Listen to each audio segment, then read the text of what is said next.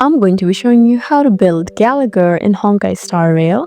So it depends on its role and playstyle. So Gallagher is a sustain or a healer who heals allies, applies break damage support, shines in break-oriented teams and debuff-focused comps, and he is especially strong when enemies are frequently weakest broken. So for the main stats we need to go for is Gallagher's body. So it should have outgoing healing boost and HP percentage, or it could be an alternative to outgoing healing boost, and you should focus on its feet for speed and HP percent, energy regeneration rate, and break effect, which could be situational. And its substat priority should be speed, HP percent, break effect, and effect resistance. The best relic sets for Gallagher are Cavern Lyrics, and you have 4 bees, Passerby of a Wandering Cloud, or Planner Ornaments. It could be a Broken Keel or a Fleet of Ageless. So in this way you can successfully build Gallagher in Honkai Star Rail.